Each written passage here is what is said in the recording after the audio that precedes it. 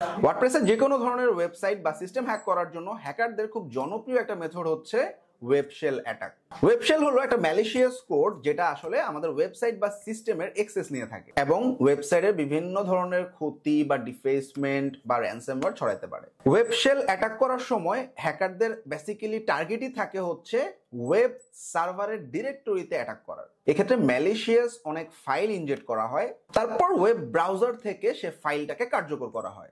একটা সফল web shell attack করার পর একজন হ্যাকার কিন্তু সংবেদনশীল জায়গাগুলোতে অ্যাক্সেস নিয়ে থাকে, যেমন একটা ওয়েবসাইটের অ্যাডমিন প্যানেলে অ্যাক্সেস নেওয়া অথবা ফাইল আপলোড ভালনারেবিলিটি ব্যবহার করে ম্যালিশিয়াস পিএইচপি কোড ইনজেক্ট করা। এছাড়াও সিস্টেমের অ্যাডমিন প্যানেলে ঢুকে যে কোনো ফাইল আপলোড বা ডিলিট করা, পুরো ওয়েবসাইটকে ডিলিট করে দেওয়া বা সমস্ত ডেটা ব্যাকআপ নিয়ে রিমুভ করে দেওয়া। এছাড়াও ওয়েবসাইট ডিফেসমেন্টও হইতে পারে। আমরা অনেক সময় দেখি ওয়েবসাইটে হ্যাক বাই অমুক এরকম লেখা থাকে।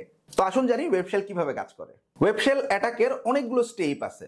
ফার্স্ট স্টেপ হচ্ছে অ্যাটাকার রিমোটলি অ্যাক্সেস নিয়ে থাকে একটা ওয়েবসাইট বা সিস্টেমের এবং একটা পার্মানেন্ট সিস্টেম তৈরি করে নেয়। তারপর সুযোগ সুবিধা আস্তে আস্তে বাড়ানোর চেষ্টা করে এবং হ্যাক হওয়া সিস্টেম পুনরায় পরবর্তীতে অ্যাটাক করার জন্য ব্যাকডোর ইনস্টল করে রাখে। অনেক সময় অপরাধমূলক কাজ করার জন্য ওয়েবসাইটে এক্সিস্টিং ইউজারদের বিভিন্ন ডেটা ব্যবহার করে থাকে। এখন জেনে নিই জনপ্রিয় কিছু ওয়েবশেলের নাম। নাম্বার 1 হচ্ছে আলফা ওয়েবশেল, নাম্বার 2 ASPXY ওয়েবশেল, নাম্বার 3 হচ্ছে টু ফেস ওয়েবশেল, নাম্বার 4 হচ্ছে C99 ব্যাকডোর ওয়েবশেল।